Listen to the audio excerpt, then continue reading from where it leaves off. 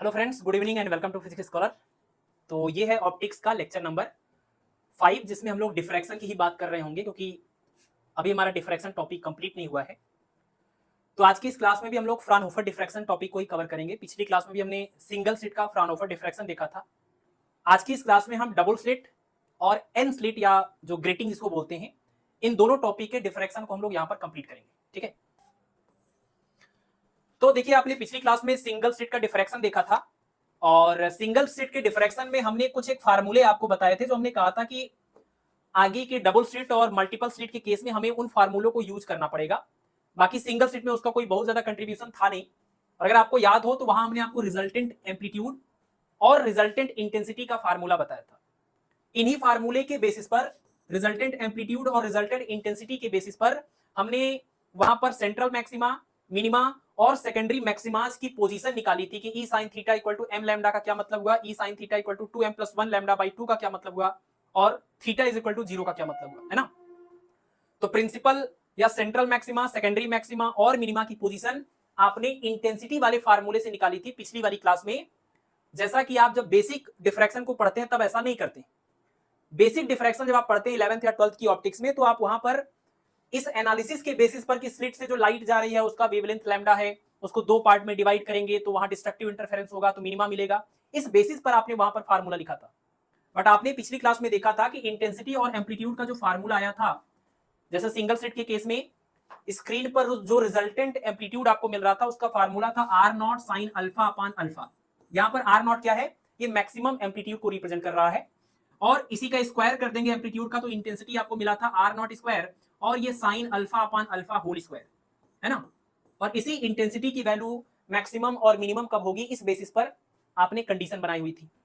तो आज की इस क्लास में जब हम लोग डबल स्लिट के डिफ्रैक्शन की बात करेंगे, तो सिंगल स्लिट वाले ये रिजल्ट आपको याद होने चाहिए कि स्क्रीन पर डिफ्रैक्शन के बाद जो भी रिजल्टेंट हमें इंटेंसिटी या एम्पलीट्यूड मिलेगा, उसका सिंगल स्लिट के केस में ये एक्सप्रेशन होता था, है ना। इस बात को ध्यान में रखते हुए हम लोग पढ़ेंगे डबल स्लिट के डिफ्रैक्शन, जो कि फ्राउनहोफर कैटेगरी के अंतर्गत आता है। यानी लेंस वगैरह हम लोग यहाँ पर यूज करेंगे, डिस्टेंस जो है वो इनफाइनाइट होगा। तो डबल स्लिट का जो फ्राउनहोफर डिफ्रैक्शन कंडीशन है, इसमें भी आपको वो सारी चीजें पढ़नी है जो आपने सिंगल स्लिट के केस में पढ़ा था, कि स्क्रीन पर कहां पर मैक्सिमा मिलेगा, स्क्रीन पर कहां पर मिनिमा मिलेगा, क्या एक्सप्रेशन बनेंगे, एन की वैल्यू कहां से स्टार्ट होगी, वो सारी चीजें यहां पर भी हमें देखनी। ठीक है, चलिए तो देखिए क्या क्या है इस पूरे डायग्राम में। यहां पर हम लोगों ने इस बार सिंगल स्लिट की जगह पर डबल स्लिट लिया हुआ है। एक स्लिट ये दिख रहा है, एक स्लिट ये दिख रहा है। इस स्लिट का नाम हमने ए बी रखा हुआ है, इस स्लिट का नाम सी डी रखा हुआ है। इन दोनों स्लिटों के बीच का ये जो स्पेस, ये वाला स्पेस दिख रहा है, ये है आपका स्मॉल डी। और स्लिटों की अगर चौड़ाई की बात करें, ये यहां से लेकर यहां तक, ये यहां से लेकर यहां तक कितना चौड़ा है, तो ये स्मॉल ई है, स्मॉल ई है। ठीक है, अब इसमें ये जो स्लिट हम लोग यूज कर रहे हैं, जैसे हमने सिंगल स्लिट जब लिया था, तो सिंगल स्लिट के केस में ये जो हमारा स्लिट था वो कौन से शेप का था, ये बात भी थोड़ा दिमाग में रखिएगा, क्योंकि सिलेबस में रेक्टेंगुलर स्लिट की बात होती है। तो ये जो आपका स्लिट है वो रेक्टेंगुलर स्लिट ही है, इस टाइप का स्लिट है, ये रेक्टेंगुलर स्लिट है। ये भी क्या है आपका रेक्टेंगुलर स्लिट है। आगे चल के हम लोग फ्रेस्नेल डिफ्रैक्शन में सर्कुलर स्लिट की भी बात करेंगे। बट यहां पर ये जो दोनों हमारे स्लिट हैं, वो हम लोग चूंकि इधर साइड से देख रहे हैं, लेकिन अगर आप सामने से देखेंगे तो सामने से ये ऐसा दिखेगा, रेक्टेंगुलर स्लिट है। तो ये दो रेक्टेंगुलर स्लिट है जिसकी चौड़ाई है स्मॉल ई, और इन दोनों स्लिटों के बीच का ये जो आपका ओपेक सरफेस है, इसकी जो लेंथ आप कह लीजिए वो स्मॉल डी है। ठीक है, तो वो चीज हमने यहां पर मेंशन कर दिया है। अब यहां पर इन दोनों स्लिटों से जो वेव आगे पास होगी, अब आप अगर देखें तो ये जो यंग का डबल स्लिट एक्सपेरिमेंट वाला केस होता था, ये वैसा केस आपको यहां पर दिखाई दे रहा है कि दो दो स्लिट हैं और उनसे वेव पास हो रही। तो जब दो दो स्लिट है और इनसे वेव पास हो रही, तो यहां पर आपकी इंटरफेरेंस के साथ साथ डिफ्रैक्शन, दोनों फेनोमेना यहां पर साथ में होती है ना। जब हम लोग इंटरफेरेंस की बात करते थे तो हम लोग डिफ्रैक्शन को अवॉइड करते थे, क्योंकि हमारा मेन टारगेट होता था इंटरफेरेंस को डिस्कस करना, है ना। अभी हम लोग फोकस कर रहे हैं डिफ्रैक्शन के ऊपर, तो यहां पर इंटरफेरेंस भी हो रहा है, बट वो इंटरफेरेंस किस तरीके से होता है उस चीज को हम लोग यहां पर अवॉइड कर रहे हैं। बाकी यहां पर स्क्रीन पर जो रिजल्टेंट हमें इंटेंसिटी मिलेगी और रिजल्टेंट जो एम्पलीट्यूड मिलेगा, अगर यहां पर इंटरफेरेंस और डिफ्रैक्शन ये दोनों फेनोमेना हो रही हैं, तो देखिए रिजल्टेंट एम्पलीट्यूड का एक्सप्रेशन है 2r0 sin alpha upon alpha cos beta. आप पिछले वाले सिंगल स्लिट वाले एम्पलीट्यूड और इंटेंसिटी को दिमाग में रखते हुए इसको देखिएगा, तो यहां पर है 2r0 sin alpha upon alpha cos beta. पिछले वाले सिंगल स्लिट के केस में जब सिर्फ डिफ्रैक्शन की फेनोमेना होती थी, तो आपको इस एम्पलीट्यूड का एक्सप्रेशन मिला था r0 sin alpha upon alpha. और इसी का स्क्वायर कर दीजिएगा तो इंटेंसिटी आपको मिल जाएगी 4r0 square sine alpha upon alpha whole square cos square beta. यानी पिछले वाली इंटेंसिटी से अगर हम इसको कंपेयर करें सिंगल स्लिट वाले डिफ्रैक्शन से, तो आपको पता चलेगा ये चीज तो वहां भी मिला था, बट ये चीज यहां पर हमें नया मिल रहा है। और 4 एक कांस्टेंट है, तो इसको आप इग्नोर करिए, इसको आप इग्नोर करिए, कांस्टेंट है ना। तो कुल मिलाकर के आप देख रहे हैं कि इंटेंसिटी पहले जो सिंगल स्लिट में सिर्फ डिफ्रैक्शन होता था उससे अलग भी एक टर्म आ रहा है। इसका मतलब ये जो टर्म आ रहा है वो इंटरफेरेंस की फेनोमेनन की वजह से हो रहा है। यानी यहां पर इंटरफेरेंस भी हो रहा है इन दोनों वेव के बीच में, और साथ साथ यहां पर डिफ्रैक्शन भी हो रहा है। तो इंटरफेरेंस की वजह से ये वाला टर्म आया है इंटेंसिटी में, इस वजह से हम इसको बोल रहे हैं इंटरफेरेंस टर्म, या इसको आप इंटरफेरेंस कंपोनेंट बोल सकते हैं। और ये जो पूरा टर्म है वो तो डिफ्रैक्शन वाला ही है जो आपने पीछे भी देखा था। तो ये आपको ध्यान रखना होगा कि जब डबल स्लिट की हम बात करते हैं तो इसमें इंटरफेरेंस और डिफ्रैक्शन दोनों बातें होती हैं, इस वजह से दोनों का हमें इंटेंसिटी में टर्म मिलता है। ठीक है, अब देखिए यहां पर अल्फा यूज हुआ है और यहां पर बीटा यूज हुआ है, थोड़ा इसको भी समझ लेते हैं। ये बार बार आगे भी यूज होंगे, पीछे भी आपने अल्फा देखा होगा। तो alpha equal to pi by lambda E sine theta, इसको हमने अल्फा नाम दिया हुआ इस फार्मूले में। और जो बीटा है वो है पाई by lambda e plus D sine theta. ठीक है, तो हम आपको बता दें यहां पर अल्फा और बीटा क्या है। अगर आप एक चीज करें, अगर आप एक चीज देखें तो ये ई साइन थीटा क्या है, ई साइन थीटा, ये ई साइन थीटा है इन दोनों पॉइंट से चलने वाली, सॉरी एक ही स्लिट से, एक ही स्लिट के दो एक्सट्रीम पॉइंट से जो चलने वाली वेव होंगी। जैसे सिंगल स्लिट के केस में, देखिए सिंगल स्लिट में क्या होता था, ऐसे एक स्लिट होती थी और यहां से वेव चलती थी, एक वेव यहां का हम लेते थे और एक वेव यहां का लेते थे। इन दोनों वेव के बीच का जो पाथ डिफरेंस होता था वो होता था e sine theta, general path difference, है ना। तो अगर इन दोनों वेव के बीच का जो, जिनका ये डिफ्रैक्शन हो रहा है और इन्हीं के आपस में मिलने की वजह से वहां पर पैटर्न हमें मिलता था, अगर इन दोनों एक्सट्रीम पॉइंट से चलने वाली वेव का ये पाथ डिफरेंस है, तो इनका अगर फेज डिफरेंस निकालना है तो फार्मूला हो जाएगा phase difference is equal to 2 pi by lambda और इनटू में पाथ डिफरेंस यानी कि ई साइन थीटा, है ना। और आप देखिए इसको क्या लिखा जा सकता है, ये 2 हो जाएगा, बाकी मिलेगा पाई by lambda E sine theta, और इसी पाई by lambda E sine theta को हमने अल्फा बोला है, यानी कुल मिला के आपको मिलेगा 2 into alpha is equal to delta phi. मतलब किसी भी सिंगल स्लिट के, चाहे ये वाला सिंगल स्लिट लें चाहे ये वाला सिंगल स्लिट लें, इस सिंगल स्लिट के दो एक्सट्रीम पॉइंट से चलने वाली वेव के बीच का ये क्या है, ये फेज डिफरेंस का आधा है। इन दोनों पॉइंट से चलने वाली जो वेव होंगी उनका फेज डिफरेंस आएगा 2 अल्फा, बट यहां तो अल्फा लिखा हुआ है। इसका मतलब आप कह सकते हैं कि इन दोनों पॉइंट के बिल्कुल बीच में अगर कोई पॉइंट ले, यानी ऊपर वाले और इस वाले पॉइंट के बीच का ये फेज डिफरेंस है ना।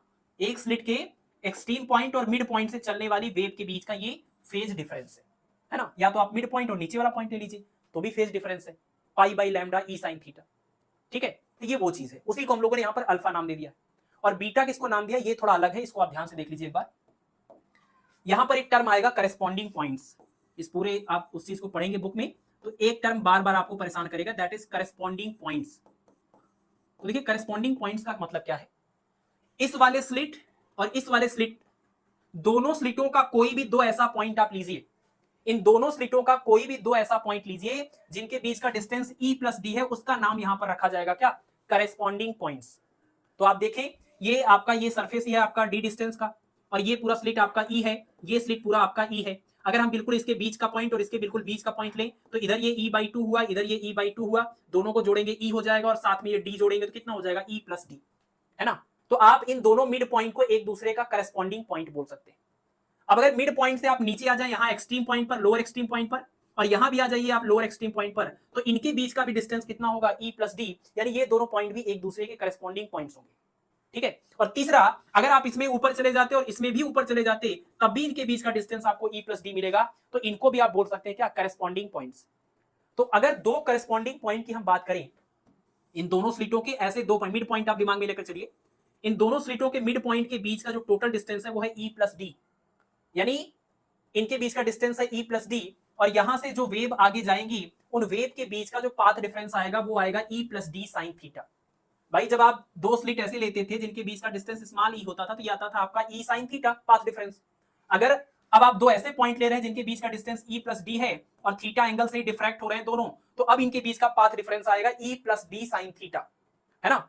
और अगर इन दोनों करेस्पॉन्डिंग पॉइंट के बीच का पाथ डिफरेंस ई प्लस डी साइन थीटा है, इनका फेज डिफरेंस आप निकालिएगा तो बिल्कुल ऐसे ही आप चलेंगे, बस जहां ई लिखा हुआ है वहां पर क्या होगा ई प्लस डी, यहां पर आएगा ई प्लस डी साइन थीटा और यहां भी आएगा आपका e plus D sine theta, और इसके बाद फिर क्या होगा, आप यहां पर पाएंगे 2 बीटा और उसी 2 बीटा का आधा यहां पर बीटा लिखा हुआ है। यानी आप कह सकते हैं कि इस दोनों स्लिट के दो करस्पॉन्डिंग पॉइंट के फेज डिफरेंस का ये आधा है बीटा, और किसी भी सिंगल स्लिट के दो एक्सट्रीम पॉइंट के बीच के फेज डिफरेंस का आधा है ये अल्फा। तो ये अल्फा किसी भी सिंगल स्लिट के लिए डिफाइंड है, और ये बीटा इन दोनों स्लिटों के करस्पॉन्डिंग पॉइंट्स के लिए डिफाइंड है। दोनों ही केस में जो भी फेज डिफरेंस आता है उसके ये आधी वैल्यूज है अल्फा और बीटा। ठीक है, तो ये अल्फा और बीटा आपको आगे बार बार मिलते रहेंगे, तो इनको आप ख्याल रखिएगा। ये सिंगल स्लिट के लिए डिफाइन है, और ये दोनों स्लिट के लिए या दो से ज्यादा अगर हो गए तो उनके केस में भी ये चीज आपको मिलेगा किसी भी दो करस्पॉन्डिंग पॉइंट्स के लिए। तो यहां पर ये हो गया आपका रिजल्टेंट एम्पलीट्यूड और रिजल्टेंट इंटेंसिटी, और अल्फा और बीटा, जो इसमें अल्फा और बीटा यूज में है वो टर्म आपने देख लिया। ये पूरा टर्म आपका जो होगा वो डिफ्रैक्शन टर्म बोला जाएगा, इस वाले टर्म को हम इंटरफेरेंस टर्म बोलेंगे। अब आपको ये सारी कंडीशन ऑलरेडी पता है कि ये जो इंटेंसिटी का ये वाला पार्ट है, इंटेंसिटी का ये वाला जो पार्ट आप देख रहे हैं R naught sine alpha upon alpha whole square, diffraction वाला टर्म, तो ये तो डिफ्रैक्शन वाला टर्म आप पिछली क्लास में भी पढ़ चुके हैं और आपने प्रॉपर डिस्कस भी किया था कि ये इंटेंसिटी की वैल्यू मैक्सिमम कब होगी, मिनिमम कब होगी, सेकेंडरी मैक्सिमम कब होगी, है ना। तो डिफ्रैक्शन वाले इस टर्म को आप ऑलरेडी पढ़ चुके हैं, इस वजह से इसको हम दोबारा से उतने डिटेल में नहीं करेंगे। वही सेम रिजल्ट हमने यहां पर फिर से लिख दिया है कि डिफ्रैक्शन का जो टर्म आएगा R naught square sine square alpha upon alpha square intensity में, ये इंटेंसिटी की प्रिंसिपल मैक्सिमम वाली वैल्यू कब होगी, जब थीटा 0 होगा अल्फा 0 होगा, तो ऐसे केस में आपको इंटेंसिटी मैक्सिमम मिलेगी क्योंकि यहाँ बीटा भी 0 हो जाएगा। तो पिछला जो फार्मूला इंटेंसिटी का है उसमें सब कुछ सॉल्व करेंगे तो आपको मिलेगा 4I नॉट, है ना। तो ये आपको पता है। मिनिमा की अगर बात करें तो मिनिमा कब आएगा इस वाली इंटेंसिटी का, तो इसके मिनिमा का केस आप पिछले क्लास में पढ़ चुके हैं। Alpha equal to plus minus M pi आया था, फिर अल्फा की जगह पर pi by lambda E sine theta रखा था, सॉल्व किया था, तो ये आपको मिनिमा की कंडीशन मिली थी, है ना। डिफ्रैक्शन के केस में सिंगल स्लिट के डिफ्रैक्शन में मिनिमा का ये कंडीशन मिलता था, तो बिल्कुल वैसा यहां भी मिलेगा इंडिविजुअल सिंगल स्लिट के लिए। लास्ट में हमारा सेकेंडरी मैक्सिमा आता है, तो इसका भी केस आपने देखा था कि जब अल्फा की वैल्यू पाई बाई 2 का ऑड मल्टीपल होती है, फिर अल्फा को pi by lambda E sine theta रखा था, सॉल्व किया था, तो e sine theta equal to 2m plus 1 lambda by 2, ये केस भी आप पीछे पढ़ चुके।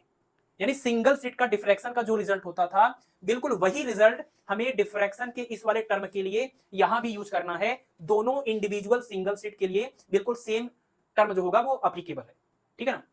दोनों सिंगल स्लिट से जो डिफ्रैक्शन हो रहा होगा अलग अलग, उन दोनों डिफ्रैक्शंस के लिए यही कंडीशन काम करेगी जो आपने सिंगल स्लिट के लिए इसके पहले भी पढ़ रखा है, ठीक है। तो ये सारी बातें तो हम पिछली क्लास में भी कर चुके हैं, है ना। चलिए अब हम लोग बात करते हैं इंटरफेरेंस टर्म के ऊपर। इंटरफेरेंस टर्म के ऊपर देखिए कॉस स्क्वायर बीटा, ये जो कॉस स्क्वायर बीटा टर्म है आपके रिजल्टेंट इंटेंसिटी वाले फार्मूले में, अब हमें ये देखना होगा कि कॉस स्क्वायर बीटा की वैल्यू मैक्सिमम कब होती है, यानी इंटरफेरेंस की वजह से कहां पर मैक्सिमम इंटेंसिटी मिलेगी और कहां पर मिनिमम इंटेंसिटी मिलेगी, है ना। तो कॉस स्क्वायर बीटा की इंटेंसिटी की मैक्सिमम वैल्यू होने के लिए कॉस स्क्वायर बीटा की वैल्यू को मैक्सिमम होना पड़ेगा, और कॉस स्क्वायर बीटा की जो मैक्सिमम वैल्यू हो सकती है वो 1 हो सकती है ना। तो कॉस स्क्वायर बीटा को आपने 1 रखा और इसको आप लिख सकते हैं cos square plus minus n pi, क्योंकि कॉस एन पाई की वैल्यू आपको पता है -1 पावर एन, और साइन एन पाई की वैल्यू कितनी है, साइन एन पाई की वैल्यू होती है 0। तो कॉस एन पाई की वैल्यू -1 पावर एन, और जैसे ही आप यहां पर इसका स्क्वायर करेंगे कॉस स्क्वायर एन पाई, तो ये आपको मिलेगा -1 पावर, इसका भी स्क्वायर करेंगे तो चाहे ये प्लस में 1 आए चाहे माइनस में 1 आए, स्क्वायर करने के बाद ये प्लस ही 1 इसका होना है, ठीक है। और ये जो आपका एंगल है वो एन पाई हो या प्लस माइनस एन पाई हो, क्योंकि cos of minus theta is equal to क्या होता है, cos minus theta equal to cos theta होता है, sine minus theta equal to minus sine theta होता है। तो इस हिसाब से हम ये कर सकते हैं cos square beta equal to 1, तो हम लिख सकते हैं beta is equal to plus minus n pi, इस बीटा की जगह पर प्लस माइनस एन पाई रखें तो इसकी वैल्यू हमेशा 1 आएगी। और ये कौन सी कंडीशन है, ये कॉस स्क्वायर बीटा की अगर आप मैक्सिमम वैल्यू की बात करेंगे, तो जब कॉस स्क्वायर बीटा की मैक्सिमम वैल्यू होगी तो ये इंटेंसिटी भी आपको मैक्सिमम मिलेगा, है ना। तो इंटरफेरेंस की वजह से मैक्सिमम इंटेंसिटी किस पोजीशन पर आएगी वो हमने देखा कि मैक्सिमा के लिए बीटा की वैल्यू प्लस माइनस एन पाई होना चाहिए, और बीटा का जो एक्सप्रेशन आपने पीछे देखा pi by lambda e plus D sine theta, pi से पाई कैंसिल होगा तो e plus D sine theta equal to plus minus N lambda, है ना। प्लस माइनस का मतलब ये होगा कि दोनों तरफ, है ना, जो सेंट्रल पॉइंट होगा उसके दोनों तरफ की बिल्कुल सेम सिचुएशन होगी। जो एन की वैल्यू होगी वो 0 1 2 3 4 इस तरीके से स्टार्ट होगी। अब अगर आप एन की वैल्यू 0 लिखते हैं तो आपको ये ई प्लस डी साइन थीटा, मतलब जो जनरल पाथ डिफरेंस है इंटरफेयर करने वाली टर्म का, वो जनरल पाथ डिफरेंस आपको यहां से कितना मिलेगा, एन की वैल्यू 0 रखने पर 0। यानी जिस पॉइंट पर दोनों इंटरफियर करने वाली वेव के बीच का पाथ डिफरेंस 0 होगा उस जगह पर बनेगा आपका सेंट्रल मैक्सिमा, मतलब पूरी स्क्रीन के बिल्कुल बीच में जो मैक्सिमा बनेगा उसको हम लोग बोल रहे हैं सेंट्रल मैक्सिमा, या फिर इसी को बोलते हैं प्रिंसिपल मैक्सिमा, है ना।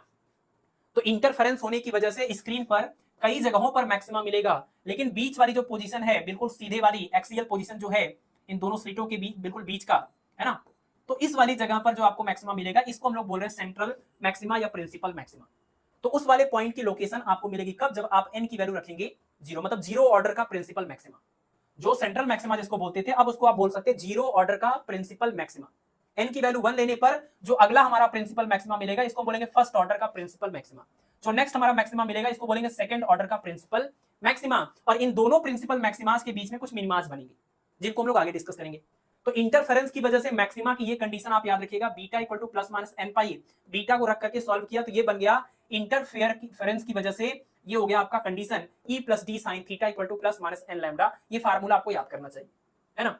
और n की वैल्यू 0 से लेकर के इस तरीके के जो जितने भी नेचुरल नंबर है वो सारी वैल्यूज पॉसिबल, ठीक है। ये मैक्सिमा का केस हुआ।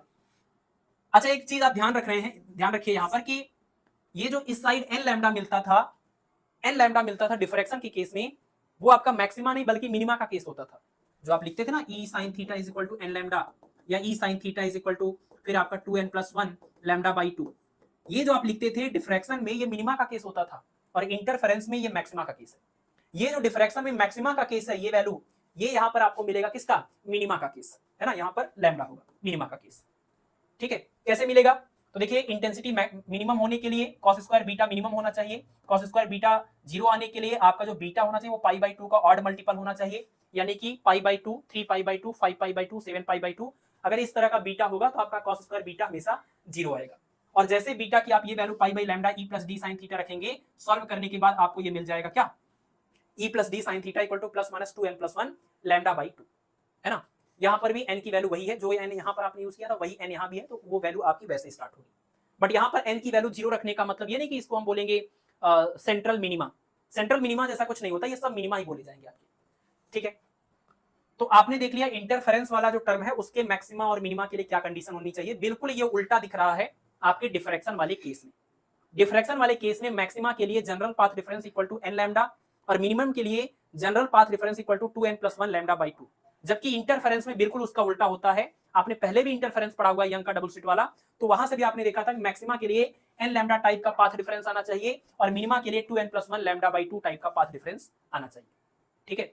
तो आप चाहे ये बात याद कर सकते हैं कि इंटरफेरेंस के केस में जैसे जैसे सिचुएशन में हमें मैक्सिमा मिलते थे, डिफ्रैक्शन में वैसे सिचुएशन में हमें मिनिमा मिलते हैं उस टाइप के पाथ डिफरेंस के केस में, ठीक है। इंपॉर्टेंट पॉइंट है जिसके ऊपर न्यूमेरिकल आपसे इस टॉपिक पर पूछा जाता है, मिसिंग ऑर्डर का केस। तो मिसिंग ऑर्डर का केस क्या है ये देखिए। अभी अभी आपने पढ़ा कि E sin theta equal to n lambda type का अगर लिखते हैं तो ये आपको बताएगा डिफ्रैक्शन की मिनिमा वाली कंडीशन। और अगर E plus D sine theta equal to n lambda type का लिखते हैं तो ये आपको बताएगा क्या, इंटरफेरेंस के मैक्सिमा वाले केस को। और अगर डबल स्लिट के अंदर ये दोनों कंडीशन एक साथ अप्लीकेबल हो रहा है, ये दोनों कंडीशन एक साथ लागू हो रहा है, तो एक्चुअल में होता क्या है स्क्रीन पर, कि स्क्रीन पर ये बोल रहे हैं कि जहां पर आपको इंटरफेरेंस का मैक्सिमम मिलना चाहिए वहां पर ये आपको दे रहे हैं डिफ्रैक्शन का मिनिमम। जैसे मान लीजिए ये पॉइंट है, ये पॉइंट पर ये बोल रहा है इक्वेशन कि आपको इंटरफेरेंस का मैक्सिमम मिलना चाहिए जो दोनों वेव में इंटरफेरेंस होगा उसकी वजह से, बट ये केस आपको बोल रहा है नहीं, वहां पर डिफ्रैक्शन का मिनिमम मिलना चाहिए। तो होता यह है कि आपका ये जो डिफ्रैक्शन का मैक्सिमा है वो यहां पर ओवरलैप हो जाता है डिफ्रैक्शन के मिनिमा के साथ, और फाइनली आपको डिफ्रैक्शन का मिनिमा डोमिनेट करता है, यानी इंटरफेरेंस का ये मैक्सिमा आपका गायब हो जाएगा।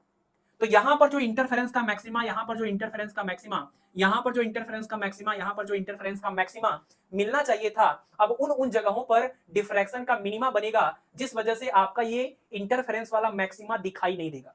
मतलब आप कह सकते हैं first order second order, first order second order. तो ये फर्स्ट ऑर्डर और सेकंड ऑर्डर वाले इंटरफेरेंस के जो प्रिंसिपल मैक्सिमा बनने थे वो अब आपको नहीं दिखाई देंगे, उनकी जगह पर मिनिमा मिलेगा आपको, और इसी को हम लोग बोलते हैं मिसिंग ऑर्डर। और यही आपसे एग्जाम में पूछा जाता है कि कौन कौन से ऑर्डर के मैक्सिमा मिसिंग हो जाएंगे जो आपको दिखाई नहीं देंगे, है ना। मतलब कौन कौन से इंटरफेरेंस के मैक्सिमा यहां से मिसिंग हो जाएंगे, गायब हो जाएंगे, मतलब मैक्सिमा आपको नहीं दिखाई देंगे बल्कि वहां पर आपको मिनिमा दिखाई देगा, ठीक है। ये हो सकता है फर्स्ट ऑर्डर और सेकंड ऑर्डर हो, फर्स्ट ऑर्डर और थर्ड ऑर्डर है, ऐसा टाइप का कुछ भी हो सकता है, वो हम लोग यहां से कैलकुलेट करेंगे। यानी मिसिंग ऑर्डर में कौन है, ये इंटरफेरेंस का ये मैक्सिमा n जो है वो मिसिंग ऑर्डर है। तो अगर हम इस इक्वेशन नंबर 2 को इक्वेशन नंबर 1 से डिवाइड कर दें, सॉरी 1 को 2 से डिवाइड कर दें, तो E upon E plus D equal to m upon n आ जाएगा, और ये जो n है वो है मिसिंग ऑर्डर मैक्सिमा, यह इंटरफेरेंस का मिसिंग ऑर्डर मैक्सिमा, और ये आपके लिए है डिफ्रैक्शन का मोस्ट इंपॉर्टेंट फार्मूला, जिसके ऊपर सवाल जनरली पीसीटी के एग्जाम में पूछे ही जाते हैं। ये सब केस आपसे नहीं पूछे जाते हैं, बहुत ही रेयर है कि आपसे ऐसा कुछ पूछा जाए, बट इन्हीं सबसे ये कंक्लूजन निकल के जो हम लोग यहाँ पहुंच रहे हैं, इसके ऊपर बहुत सारे सवाल पूछे जाते हैं। बहुत ही फेमस फार्मूला है मिसिंग ऑर्डर पूछने का। और कभी भी मिसिंग ऑर्डर निकालने के लिए ये एक्सप्रेशन जब आप याद कर रहे हैं तो ये भी साथ में याद रखिए कि ये मिसिंग ऑर्डर है, ये नहीं है। ये तो आपका मिलता ही है डार्क मिनिमा, ये मिसिंग ऑर्डर नहीं है, ये आपका इंटरफेरेंस वाला जो टर्म है वो मिसिंग ऑर्डर है। और जैसे किसी सवाल में ऐसा हो सकता है कि सवाल में दे दिया जाए कि स्लिट की जो विड्थ है वो उन स्लिटों के बीच का जो सेपरेशन है उनके बिल्कुल इक्वल है, स्मॉल ई और स्मॉल डी दोनों बिल्कुल इक्वल है। तो यहां बन जाएगा ई प्लस ई यानी कि 2e, ई से ई कैंसिल होगा, 1/2, 1/2 is equal to m upon n।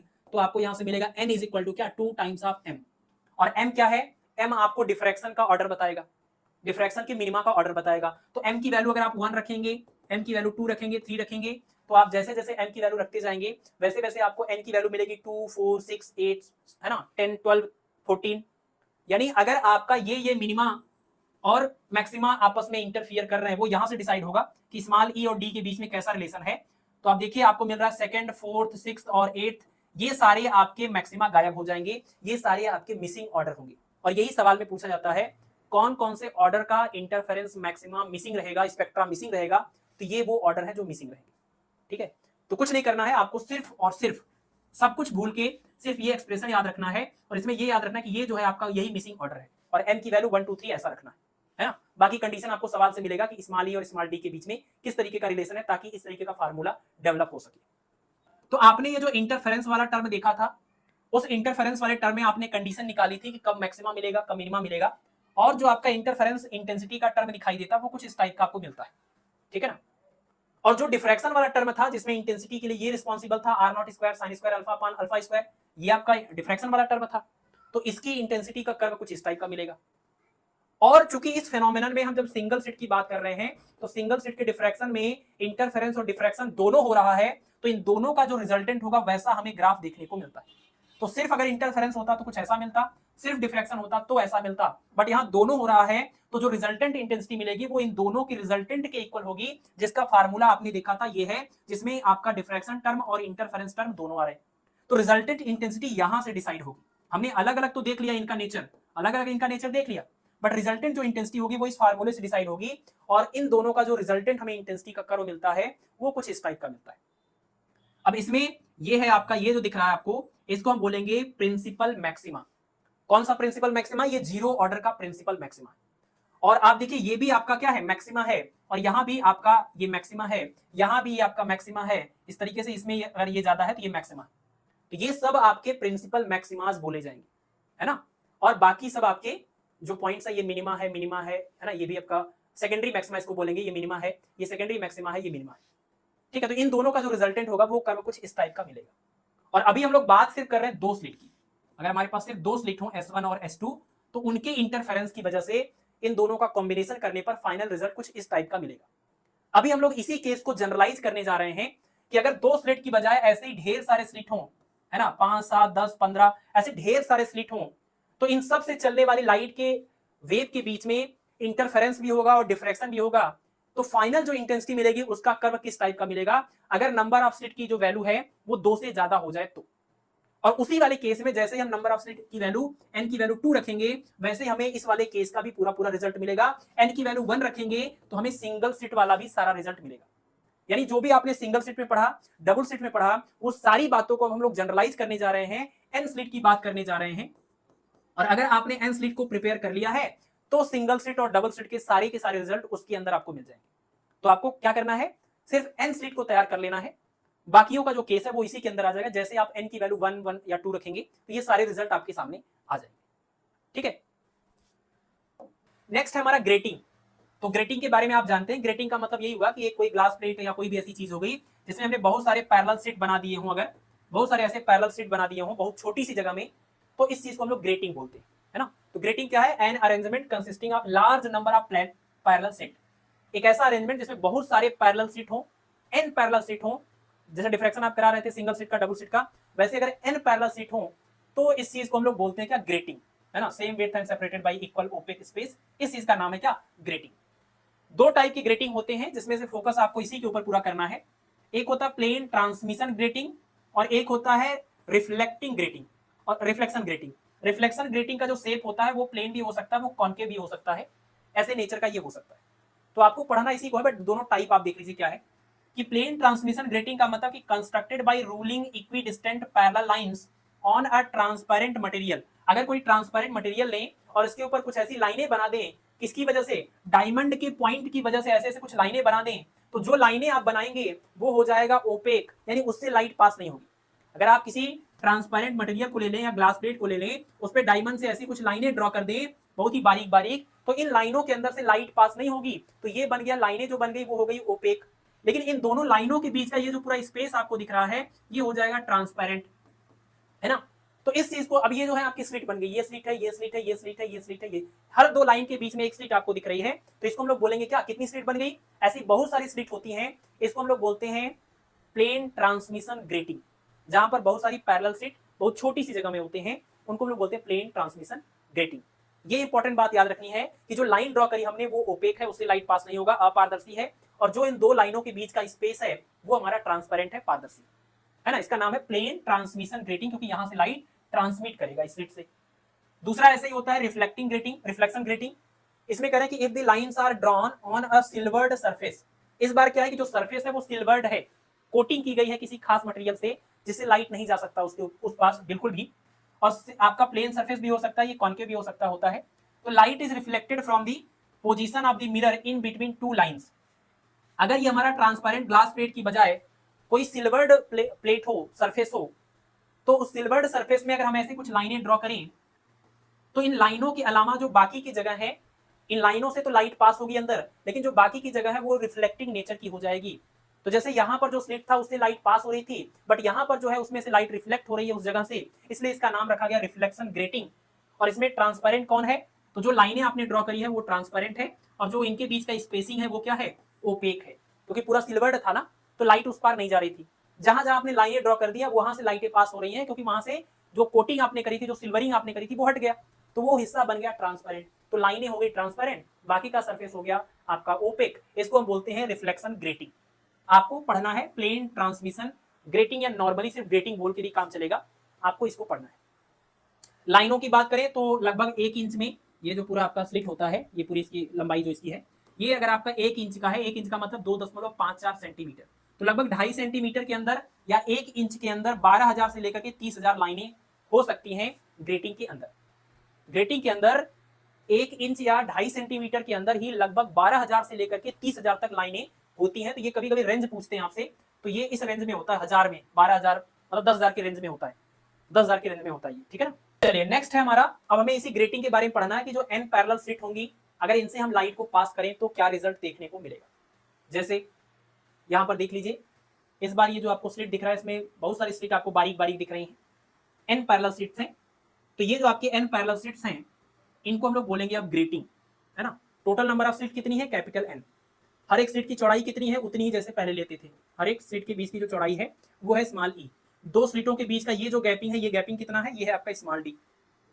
तो स्मॉल ई स्लिट की चौड़ाई, दो स्लिटों के बीच का डिस्टेंस है ये आपका डी, और नंबर ऑफ टोटल स्लिट कितने हैं, कैपिटल एन, और ये हो गया आपका ग्रेटिंग। तो ग्रेटिंग के केस में अगर हम देखें, ग्रेटिंग के केस में क्या होता है, जब ये लाइट यहां से पास होती है और डिफ्रैक्ट होती है, तो यहां पर जो हमें स्क्रीन पर रिजल्टेंट एम्पलीट्यूड मिलता है वो मिलता है R = R0 sin alpha upon alpha sign capital N beta upon में साइन बीटा। अब इसमें अल्फा क्या है और बीटा क्या है वो आप पहले से जानते हैं। अल्फा का मतलब है पाई by lambda E sine theta, और बीटा का मतलब है यहां पर pi by lambda e plus D sine theta, ये आपका बीटा है ना। अल्फा क्या होता है, अल्फा किसी भी सिंगल स्लिट के दो एक्सट्रीम पॉइंट से चलने वाली वेव के बीच का जो फेज डिफरेंस आता है उसका ये आधा है। और बीटा क्या है, बीटा किसी भी दो लगातार स्लिटों का जो कंसेक्यूटिव पॉइंट बोल दीजिए, या इसको हम करस्पॉन्डिंग पॉइंट बोलेंगे, ये दो करस्पॉन्डिंग पॉइंट के बीच का जो फेज डिफरेंस आता है ये उसका आधा है ना। और दो करस्पॉन्डिंग पॉइंट किसको बोलेंगे, जिनके बीच का डिस्टेंस होना चाहिए ई प्लस डी के बराबर, जहां पर ई क्या है, एक स्लिट की चौड़ाई, और डी क्या है, दो स्लिटों के बीच का डिस्टेंस। तो कोई भी ऐसे दो पॉइंट जिनके बीच का डिस्टेंस ई प्लस डी है उसका नाम रखा जाएगा क्या, करस्पॉन्डिंग पॉइंट। तो उन करस्पॉन्डिंग पॉइंट्स का जो फेज डिफरेंस आता है वो 2 बीटा है, तो उसी का आधा करके यहाँ पर बीटा लिखा हुआ, इसी को बीटा बोलते हैं, ठीक है। तो resultant amplitude R = R0 sin alpha upon alpha sine N beta upon में साइन बीटा। अगर आप याद कर पा रहे हैं तो सबसे पहला केस जब सिंगल स्लिट का केस था वहां पर रिजल्टेंट एम्पलीट्यूड मिलता था R naught sine alpha upon alpha. Double slit के केस में मिला था क्या, आर नॉट, यहाँ पर 2 था, 2 R naught sine alpha upon alpha, और यहाँ पर आता था कॉस बीटा। फिर इसका स्क्वायर करते थे तो हमें इंटेंसिटी मिलती थी, यहाँ पर भी हमने इस वाले एम्पलीट्यूड का स्क्वायर किया था तो इंटेंसिटी मिली थी। तो बिल्कुल वैसे ही अगर एन स्प्लिट हो जाए तो एन स्प्लिट के केस में यहाँ पर कॉस बीटा नहीं आता बल्कि साइन एन बीटा अपान में साइन बीटा आएगा, और 2 यहाँ पर नहीं आएगा जैसा 2 यहाँ पर आया था। और अगर हम इसको स्क्वायर कर दें तो हमें रिजल्टेंट इंटेंसिटी मिल जाएगी, आर नॉट स्क्वायर करेंगे तो ये आई नॉट बनेगा, sine alpha upon alpha whole square बनेगा, और sine N beta upon sine beta का भी होल स्क्वायर बनेगा। ठीक है, तो रिजल्टेंट इंटेंसिटी और रिजल्टेंट एम्पलीट्यूड आप याद कर सकते हैं। बाकी ये बात आपको पहले से भी पता चल चुकी है कि ये जो पूरा टर्म होता है, यहाँ पर आर नॉट स्क्वायर भी लिख सकते हैं, ये जो पूरा टर्म होता है वो डिफ्रैक्शन की वजह से मिला था सिंगल स्लिट में जहां सिर्फ डिफ्रैक्शन हो रहा था, बट डबल स्लिट में भी और मल्टीपल स्लिट में भी इंटरफेरेंस के साथ साथ डिफ्रैक्शन भी हो रहा है। तो इसका मतलब ये वाला जो टर्म आया है वो डिफ्रैक्शन सॉरी इंटरफेरेंस की वजह से आया, इंटरफेरेंस की वजह से यहाँ पर ये वाला टर्म मिलेगा। पिछले वाले में मिला था कॉस स्क्वायर बीटा, यहाँ पर मिलेगा sine N beta upon sine beta whole square. ठीक है, अब आपको ये बात पता है कि एन स्लिट की वजह से ये आपको इंटेंसिटी या एम्पलीट्यूड मिला है। तो सिंगल स्लिट के केस में जो आपको इंटेंसिटी मिलती थी I equal to I naught sine alpha upon alpha whole square, ये सिंगल स्लिट की इंटेंसिटी का अगर आपको एक्सप्रेशन चाहिए तो आप इसी में बस n की जगह पर क्या कर लीजिए, n की जगह पर 1 रख लीजिए, नंबर ऑफ स्लिट को 1 कर लीजिए। तो जैसे आप इसको 1 करेंगे तो साइन बीटा अपान बीटा बने, साइन बीटा बनेगा, कैंसिल होकर के 1 हो जाएगा, आपको मिल जाएगा आई नॉट और sine alpha upon alpha whole square, है ना। जैसे ही आप n की वैल्यू 2 रखेंगे तो डबल स्लिट के केस में जो आपको इंटेंसिटी का एक्सप्रेशन मिला था 4 I naught sine square alpha upon alpha square cos square beta, ये डबल स्लिट वाली इंटेंसिटी भी आपको इसी वाले फार्मूले से मिल जाएगी। कैसे, यहाँ पर देखिए n की जगह पर 2, यहाँ पर बस यहाँ पर रखना है, बाकी तो कहीं है नहीं, और ये बनेगा साइन 2 बीटा, और साइन 2 बीटा का फार्मूला साइन 2a का formula 2 sine a cos a, तो साइन 2 बीटा का formula 2 sine beta cos beta, और डिवाइडेड बाय साइन बीटा से साइन बीटा कैंसिल होगा, आपको मिलेगा 2 cos बीटा, है ना। और यहाँ पर होगा इसका क्या, स्क्वायर भी, स्क्वायर था ना इसका, ये स्क्वायर भी होगा, तो आपको मिलेगा I naught sine square alpha upon alpha square, और उसके बाद ये जो 2 था इसका स्क्वायर करेंगे 4 भी आ जाएगा, और ये बचेगा आपका, ये पूरा कैंसिल हो चुका है, cos स्क्वायर बीटा आ जाएगा। तो डबल स्लिट और सिंगल स्लिट का जो रिजल्ट आपको मिलता था इंटेंसिटी या एम्पलीट्यूड का, वो सारा रिजल्ट आप इस वाले फार्मूले से बना सकते हैं। तो इसलिए हम आपको सजेस्ट करेंगे कि यहाँ और यहाँ बहुत ज्यादा परेशान होने की जरूरत नहीं है, आप जनरल केस याद रखिए जिससे आपका ये वाला केस तो हो ही जाए, बाकी कोई भी दूसरा केस पूछा जाए सिंगल स्लिट का या डबल स्लिट का भी, तो भी आप यहाँ से कर सकते हैं। ठीक है, तो इस वजह से आपको इसको याद रखना जरूरी है। और आपके सिलेबस में ये तो मेंशन नहीं है, ये मेंशन है, और ये आपका मल्टीपल स्लिट में मेंशन है, तो मल्टीपल स्लिट तो आपको पढ़ना ही पढ़ना है किसी भी हालत में। अगर आपके सिलेबस में सिर्फ ये 2 होते तो हम इसको इग्नोर कर सकते थे, बट आपके सिलेबस में सिंगल स्लिट और मल्टीपल स्लिट दिया हुआ है, तो आपको मल्टीपल स्लिट को ज्यादा अच्छे से पढ़ लेना है ताकि उसमें सिंगल स्लिट भी आ जाए, है ना। और ये अंडरस्टूड है कि डबल स्लिट भी आपको पता होना चाहिए, उसी का ये आपका जनरल केस है, एक्सटेंडेड वर्जन है। ठीक है, यहाँ पर ये चीज जो छूटी हुई है, यहाँ पर 2 रहेगा जिसकी वजह से cos स्क्वायर बीटा बनेगा। तो ये तो हो गया आपका मल्टीपल स्लिट की वजह से रिजल्टेंट एम्पलीट्यूड और रिजल्टेंट इंटेंसिटी का एक्सप्रेशन। बाकी आपको ये बात पता है कि डिफ्रैक्शन वाले इस टर्म के लिए प्रिंसिपल मैक्सिमा कहाँ मिलेगा, सेकेंडरी मैक्सिमा कहाँ मिलेगा, और मिनिमा कहाँ मिलेगा, वो सारी चीजें आप इसके बारे में सिंगल स्लिट के केस में पढ़ चुके हैं। वही सेम चीज हमने डबल स्लिट में भी डिस्कस किया, सीधा रिजल्ट। तो वो सेम चीज हम यहाँ भी कर सकते हैं कि जो डिफ्रैक्शन वाला टर्म है I naught sine square alpha upon alpha, ये मैक्सिमम कब आएगा, तो थीटा इक्वल टू 0 पर जब मैक्सिमम आएगा तो उसको हम प्रिंसिपल मैक्सिमम या सेंट्रल मैक्सिमम बोलेंगे। साथ में alpha equal to plus minus n pi या e sine theta equal to plus minus N lambda के केस में हमें मिनिमा का कंडीशन मिलेगा, और alpha equal to plus minus 2 n plus 1 pi by 2 या e sine theta equal to plus minus 2 n plus 1 lambda by 2, इस case में आपको जो मैक्सिमम मिलेगा उसको हम सेकेंडरी मैक्सिमम बोलेंगे। तो सिंगल स्लिट का डिफ्रैक्शन का जो रिजल्ट है वो रिजल्ट तो हमारे डबल स्लिट में भी आएगा और मल्टीपल स्लिट में भी आएगा, बट डबल स्लिट में आपको cos स्क्वायर बीटा का इंटरफेरेंस टर्म मिला था, और यहाँ पर sine square N beta upon sine square beta का इंटरफेरेंस टर्म मिलेगा। तो हमें ये देखना है कि जो इंटरफेरेंस हो रहा है उसका मैक्सिमा और मिनिमा कहाँ बनेगा। साइन बीटा की वैल्यू, आपका ये जो साइन बीटा अपान वाला है, जैसे आप इसको 0 रखेंगे तो ये पूरा टर्म इनफाइनाइट हो जाएगा, और ये पूरा टर्म इनफाइनाइट होने का मतलब पूरी इंटेंसिटी इनफाइनाइट हो जाएगी, यानी कि मैक्सिमम हो जाएगी। तो इंटेंसिटी मैक्सिमम होने के लिए क्या जरूरी है, ये जरूरी है कि साइन बीटा वाली वैल्यू 0 हो जाए, यानी कम से कम हो जाए। और साइन बीटा की वैल्यू 0 कब आएगी, जब बीटा की वैल्यू प्लस माइनस एन पाई टाइप की होगी, तो ऐसे में आपको बीटा की वैल्यू क्या मिलेगी, 0 मिलेगी, सॉरी साइन बीटा की वैल्यू 0 मिलेगी। तो साइन बीटा इक्वल टू 0, इसका मतलब beta equal to plus minus में एन पाई, और यहाँ n की वैल्यू आप क्या क्या रख सकते हैं, तो n की वैल्यू 0, n की वैल्यू 1, n की वैल्यू 2, n की वैल्यू 3, ये सारी वैल्यू आप यहाँ पर रख सकते हैं, क्योंकि n की वैल्यू जब आप 0 रखेंगे तो आपको मिलेगा बीटा इक्वल टू ये पूरा 0 हो जाएगा, और साइन 0 की वैल्यू भी 0 होती है, ये बात आपको पता है। बीटा की वैल्यू आप 1 रखेंगे तो आपको बीटा n की वैल्यू 1 रखेंगे तो बीटा की वैल्यू पाई मिलेगी, तो साइन पाई की वैल्यू भी 0 होती है। तो साइन 0 की वैल्यू, साइन पाई की वैल्यू, साइन 2 पाई की वैल्यू, साइन 3 पाई की वैल्यू, साइन 4 पाई की वैल्यू, ये सारी वैल्यू 0 होती हैं। इस वजह से यहाँ वाला जो n है वो याद रखिएगा, यहाँ वाला जो n है वो 0 से स्टार्ट हो रहा है। पिछले वाले भी इंटरफेरेंस में जो n की वैल्यू थी वो 0 से स्टार्ट हो रही थी, डिफ्रैक्शन में 1 से स्टार्ट हो रही थी, इंटरफेरेंस में 0 से स्टार्ट हो रही थी। ये बात आपको ध्यान रखना, पिछले वाले में भी और इस वाले में भी, ठीक है। बस इसके बाद आप इसी को सिंप्लीफाई करेंगे और करना क्या है कि बीटा की वैल्यू अगर आपकी प्लस माइनस n पाई है, तो जब यहाँ पर बीटा की जगह पर n पाई रखेंगे और ये n तो नंबर ऑफ स्लिट को रिप्रेजेंट कर रहा है, तो नंबर ऑफ स्लिट से कोई फर्क नहीं पड़ेगा। अगर ये n पाई है और n की वैल्यू आप 0 1 2 3 रखेंगे तो यहाँ से भी जो आपको रिजल्ट मिलेगा वो उसी n पाई का 1 गुना 2 गुना, क्योंकि ये नंबर ऑफ स्लिट है, ज्यादा से ज्यादा क्या होगा 2 गुना 4 गुना 6 गुना, यही तो होगा, इंटीग्रल नंबर है, तो मल्टीप्लाई करेंगे तो ये भी आपका साइन n पाई टाइप का ही रिजल्ट मिलेगा। इस वजह से इसका रिजल्ट भी क्या आ जाएगा, 0 आ जाएगा। तो अगर आप साइन बीटा की वैल्यू को 0 करते हैं तो बीटा की वैल्यू प्लस माइनस n पाई आ रहा है, और अगर इस बीटा की वैल्यू को यहां पर भी पुट किया जाए वही सेम वैल्यू को, तो ये जो साइन n बीटा है ये भी आपको कितना मिलेगा, 0 मिलेगा।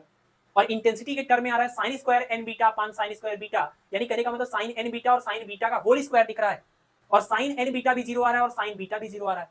तो इसका मतलब कि sign beta n beta upon sine beta ये पूरा आपको 0 मिल रहा है, 0 अपान 0, और 0 अपान 0 टाइप का ये जो रिजल्ट आ रहा है इसको आप लोग सॉल्व करते हैं, इसको बोलते हैं एल हॉस्पिटल रूल, है ना। अगर बीटा की value plus minus n pi पर sine n beta upon sine beta ये भी 0 है, ये भी 0 है, तो ये बनेगा 0 अपान 0, जिसको बोलते हैं इनडिटरमाइंड, ये डिफाइन नहीं हो सकता। तो ऐसे केस में आप इसको सॉल्व करने के लिए, इस पॉइंट पर लिमिटिंग वैल्यू निकालने के लिए आप इसको एल हॉस्पिटल रूल से यूज करते हैं, और उसमें करना क्या होता है, इसको डिफरेंशिएट करते हैं, इसको भी डिफरेंशिएट करते हैं, तब जाके डिवाइड करते हैं, तब इसका आंसर आता है। तो आप इसको डिफरेंशिएट करेंगे विद रिस्पेक्ट टू बीटा, इसको भी डिफरेंशिएट करेंगे विद रिस्पेक्ट टू बीटा, दोनों को आपस में डिवाइड करेंगे, फिर जो भी बचेगा उसमें आप बीटा की जगह पर n पाई रखेंगे। पूरा सॉल्व करने के बाद आपको मिलेगा क्या, प्लस माइनस n।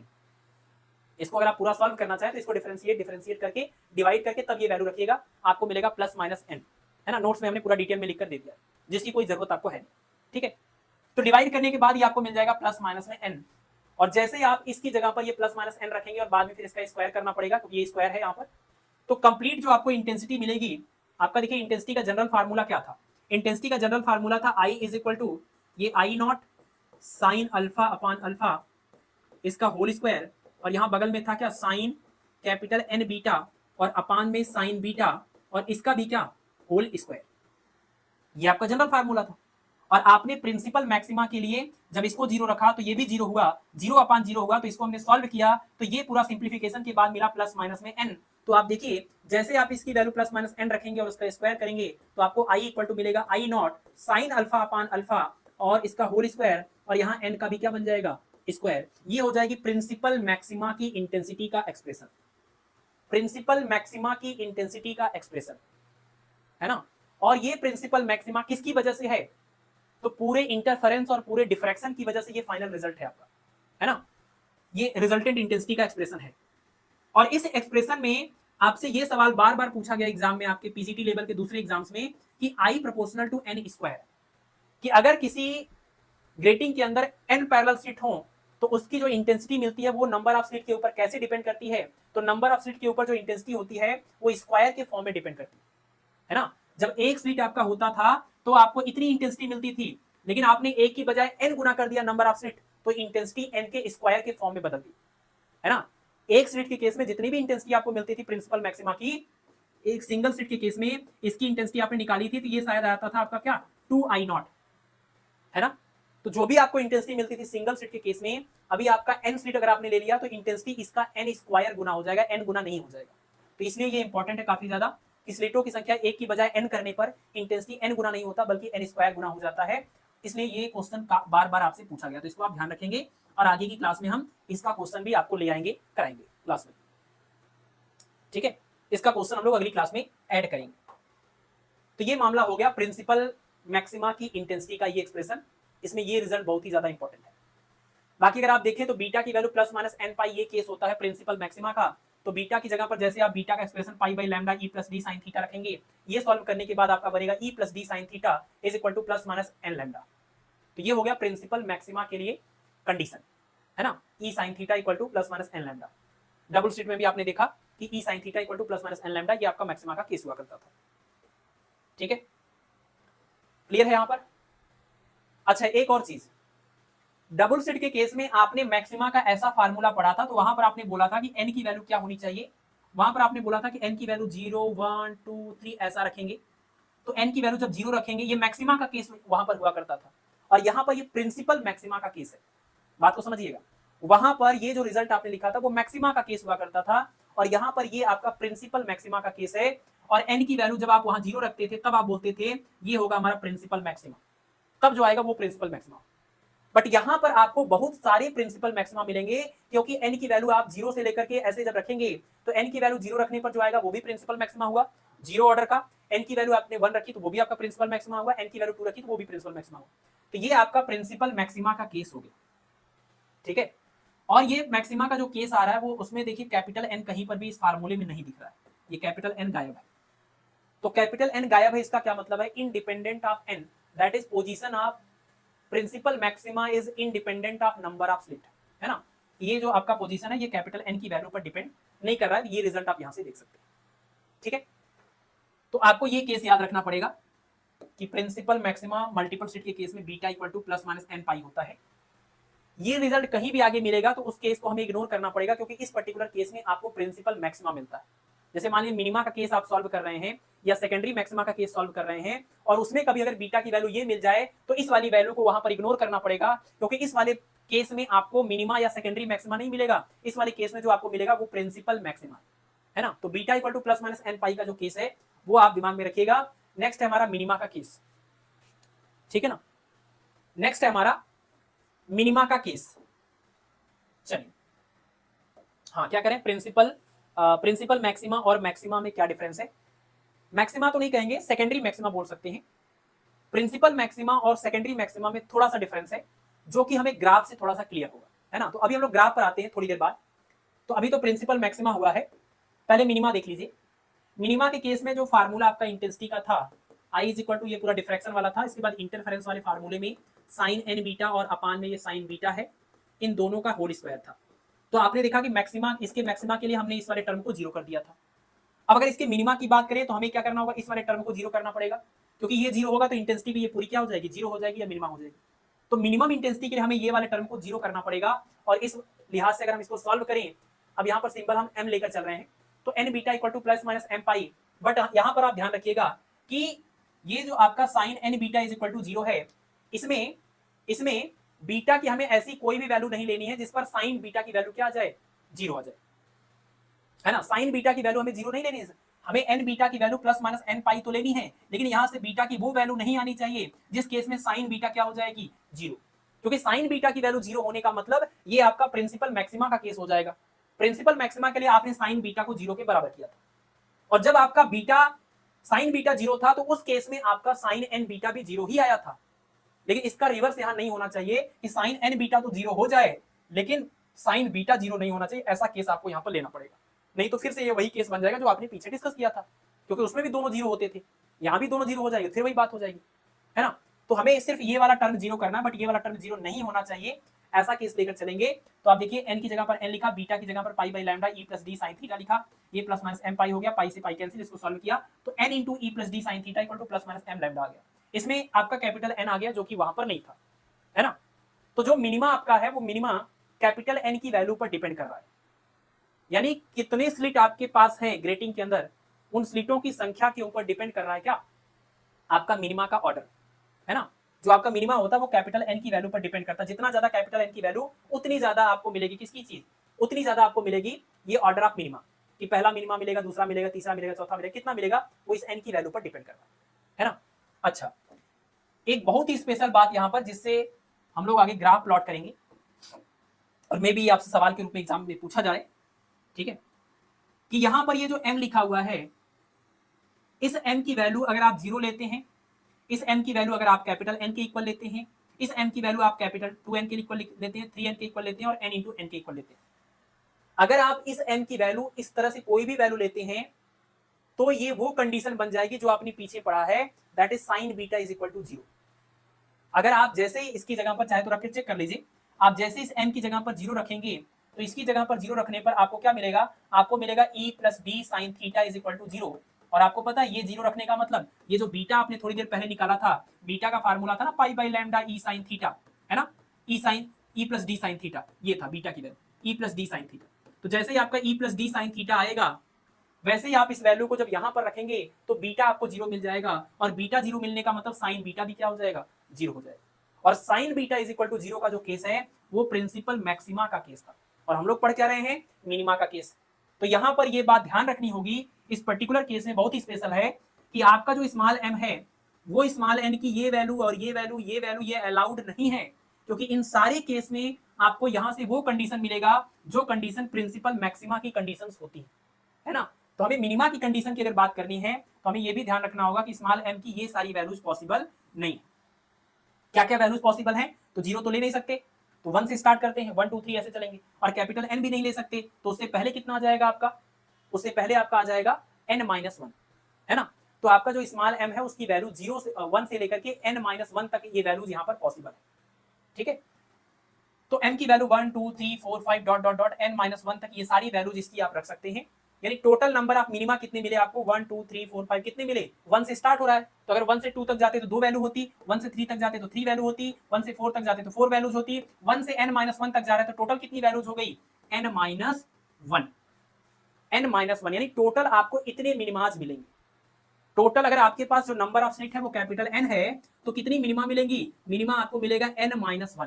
और मिनिमा बनता किसके बीच में है, मिनिमा बनेगा दो प्रिंसिपल मैक्सिमा के बीच में। दो प्रिंसिपल मैक्सिमा के बीच में कितने मिनिमा बनेंगे ग्राफ में, वो आप ये ध्यान रखें कि अगर n स्लिट है कोई तो कितने मिनिमा उसके बीच में बनेंगे, n-1। अगर 2 स्लिट है तो कितना मिनिमा बनेगा, 2-1 यानी कि 1। तो अगर आपको याद हो ये graph single slit double slit का केस, अगर आपको मान लीजिए n इक्वल टू 2 की बात करें तो इसका आप डिफ्रैक्शन का केस देखें तो ये बोल रहा है कि n की वैल्यू 2 लेने पर n-1 की वैल्यू 1 आएगी, मतलब दो प्रिंसिपल मैक्सिमास के बीच में एक मिनिमा बनेगा। तो ये मैक्सिमा हुआ और अगला जो भी मैक्सिमा होगा इसको प्रिंसिपल मैक्सिमा नाम यहाँ पर दे रहे हैं, क्योंकि यहाँ एक और टाइप का मैक्सिमा बनेगा। वहां पर जिसको हम लोग प्रिंसिपल और सेकेंडरी बोलते थे या सेंट्रल और सेकेंडरी बोलते थे, अब यहाँ पर ये सब हमारे प्रिंसिपल बोले जाएंगे, सेकेंडरी वाले इनसे भी छोटे होंगे, है ना। तो यहाँ पर इन दोनों प्रिंसिपल मैक्सिमा के बीच में ये अकेला आपको मिनिमा मिलता था, है ना। तो ये चीज है यहाँ पर। तो n की जो वैल्यू होनी चाहिए वो इस तरीके, m की वैल्यू 0 से 1 से लेकर के n-1 तक होगी। और हाँ वही बात हमने लिख दिया, there are n-1 equally spaced minima between two principal maximas, ठीक है। तो अगर total number of slit capital n है तो कितनी मिनिमाज बनेंगी, तो मिनिमाज बनेंगी टोटल n-1। ये चीज को हम लोग ग्राफ से समझेंगे। बट उस सेकेंडरी मैक्सिमा की बात करें तो सेकेंडरी मैक्सिमा के लिए, अब इंटेंसिटी की मैक्सिमा वैल्यू के लिए आपको इसको डिफरेंशिएट करके मैक्सिमा वाला कंडीशन यूज करना पड़ेगा। डिफरेंशिएट किया तो ऐसा कुछ रिजल्ट मिलेगा, सिंप्लीफाई किया तो यहाँ पहुंच गए। अब इस इक्वेशन को सॉल्व करेंगे तो आपको जो बीटा की वैल्यू मिलेगी उन सारी केस में आपको मिलेगा क्या, सेकेंडरी मैक्सिमा, है ना। प्रिंसिपल मैक्सिमा के लिए आपने देखा बीटा की वैल्यू क्या थी, प्लस माइनस n पाई। मिनिमा के लिए क्या वैल्यू आई थी, तो मिनिमा के लिए आपने बीटा की वैल्यू तो नहीं निकाली है, मिनिमा के लिए आपकी जो m की वैल्यू है वो m की वैल्यू 1 2 3 इस टाइप से n-1 तक जानी चाहिए, है ना। और ये आपका जो सेकेंडरी मैक्सिमा है वो यहां से सॉल्व करेंगे तब जो बीटा आएगा वो बीटा आपको सेकेंडरी मैक्सिमा की कंडीशन में आप यूज कर सकते हैं। लेकिन इसको सॉल्व करेंगे तो आपको एक जगह ये वाली वैल्यू भी मिलेगी। अगर आप इस इक्वेशन को सॉल्व करेंगे तो आपको beta equal to plus minus n पाई भी मिलेगा, जो कि आपको यहां भी इग्नोर करना है क्योंकि ये प्रिंसिपल मैक्सिमा की कंडीशन है, हम लोग सेकेंडरी मैक्सिमा की यहां पर बात कर रहे हैं, ठीक है, ठीक है। अच्छा अब इसके बाद देखें तो आप अगर देखें कि n tan beta is equal to tan n beta, तो ये जो n बीटा है अगर आप इस वाले एंगल को यहाँ पर दिखाएं इस तरीके से राइट एंगल ट्रायंगल के अंदर, अगर ये एंगल है n बीटा तो tan n बीटा की वैल्यू कितनी होगी, tan का फार्मूला क्या होता है, tan थीटा का फार्मूला होता है परपेंडिकुलर अपान बेस। तो tan theta is equal to ये परपेंडिकुलर हुआ और ये अपान में बेस यानी कि 1। तो यहाँ पर हमने ये परपेंडिकुलर n बीटा को ले लिया, बेस 1 ले लिया और पाइथागोरस का थ्योरम यूज करके हमने इसका हाइपोटेन्यूज निकाल दिया, ठीक है। ये आप डायग्राम इसकी हेल्प से बना सकते हैं ये ट्रायंगल, और इसके सॉल्यूशन से जो बीटा मिलेगा उसमें सिर्फ ये वाली वैल्यू को छोड़ करके बाकी बीटा की जो भी वैल्यू होगी वो सेकेंडरी मैक्सिमा के लिए आप यूज कर सकते हैं, ठीक है।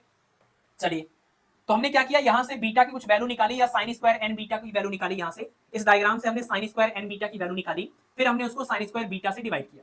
क्यों डिवाइड किया, क्योंकि आपको पता है हम लोग बात कर रहे हैं इंटरफेरेंस की, और इंटरफेरेंस टर्म में आपको इंटेंसिटी का जो एक्सप्रेशन था उसमें ये पूरा डिफ्रैक्शन वाला केस था, और इंटरफेरेंस में आपको यही मिल रहा था साइन स्क्वायर एन बीटा और अपान में क्या, साइन स्क्वायर बीटा।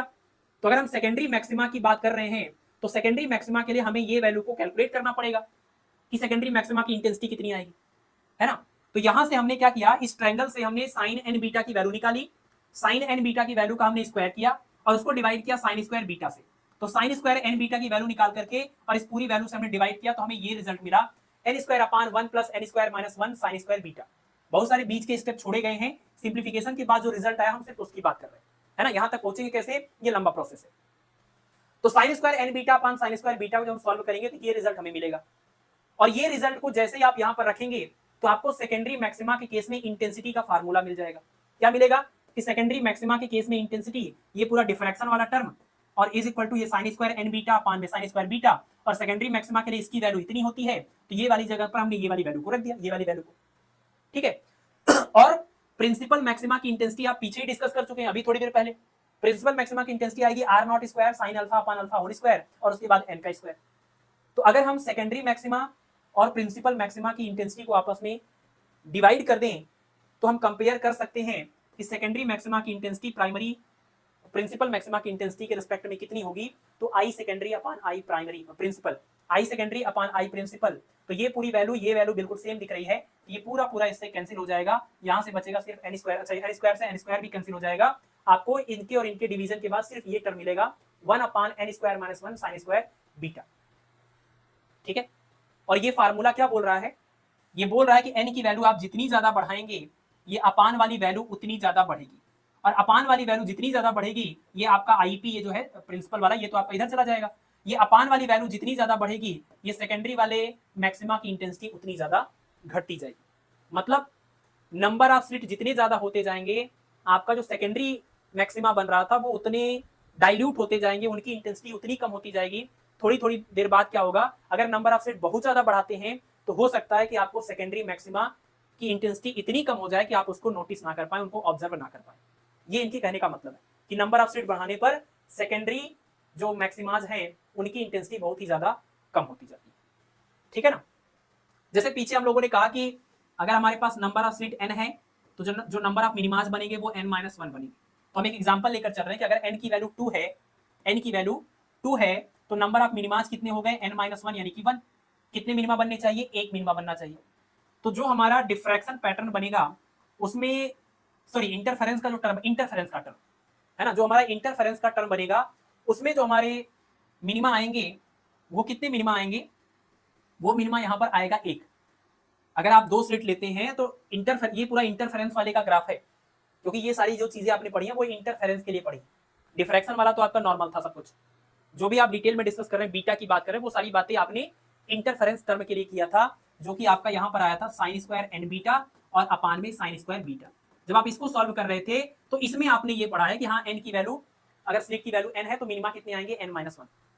तो ये जो आपका इंटरफेरेंस टर्म आया था उसका ग्राफ हम लोग अलग अलग केस में देख रहे हैं कि अगर नंबर ऑफ स्लिट एन की वैल्यू 2 हो जाए तो मिनिमा एन माइनस 1 होगा यानी 1 होगा। तो ग्राफ जो बनता है वो आपका कुछ ऐसा बनता है, इस टाइप का ग्राफ बनेगा। ये जो ग्राफ है इस ग्राफ में आपका ये क्या है, जीरो ऑर्डर का प्रिंसिपल मैक्सिमा बोलेंगे इसको बोलेंगे जीरो ऑर्डर का प्रिंसिपल मैक्सिमा। इसको क्या बोलेंगे, इसको बोलेंगे फर्स्ट ऑर्डर का प्रिंसिपल मैक्सिमा। ध्यान दीजिएगा, फर्स्ट ऑर्डर का प्रिंसिपल मैक्सिमा है ये डिफ्रैक्शन का ग्राफ नहीं है जिसमें प्रिंसिपल मैक्सिमा के बाद सेकेंडरी मैक्सिमा हम नाम लिया करते थे जिस सीक्वेंस में, वैसा ही आपको लग रहा होगा। लेकिन ये है जीरो ऑर्डर का principal maxima interference diffraction sorry interference के केस में, और ये है आपका फर्स्ट ऑर्डर का क्या प्रिंसिपल मैक्सिमा, ये है सेकेंड ऑर्डर का प्रिंसिपल मैक्सिमा। और दो प्रिंसिपल मैक्सिमा के बीच में बनता है मिनिमा, दो प्रिंसिपल मैक्सिमा के बीच में बनेगा ये इतने नंबर ऑफ मिनिमा। और यहां इस केस में आपको नंबर ऑफ मिनिमा कितना मिला है 1, तो यहां पर आपको नंबर ऑफ मिनिमा मिलेगा 1, एक ये इन दोनों प्रिंसिपल मैक्सिमा के बीच में ये मिनिमा, इन दोनों प्रिंसिपल मैक्सिमा के बीच में ये मिनिमा, इन दोनों प्रिंसिपल मैक्सिमा के बीच में ये मिनिमा। तो आप देखिए किसी भी दो प्रिंसिपल मैक्सिमा के बीच में जो नंबर ऑफ मिनिमा आ रहा है वो एक आ रहा है, एक और एक। लेकिन जैसे आप n की वैल्यू 3 लेते हैं तो आपको नंबर ऑफ मिनिमा मिलेगा 2, यानी दो प्रिंसिपल मैक्सिमा के बीच में आपको दो मिनिमा आप चाहिए। तो जरा देखिएगा, ये प्रिंसिपल मैक्सिमा जीरो ऑर्डर का, ये फर्स्ट ऑर्डर का, ये सेकंड ऑर्डर का, ये प्रिंसिपल मैक्सिमा जीरो ऑर्डर का, ये फर्स्ट ऑर्डर का, ये सेकंड ऑर्डर का। क्या है ये सब आपके प्रिंसिपल मैक्सिमा है। कौन से, जीरो ऑर्डर बीच में होगा, बाकी 1 2 3 इधर चलेगा। और इस बार आपको कितने मिनिमा चाहिए, दो प्रिंसिपल मैक्सिमा के बीच में दो मिनिमा चाहिए।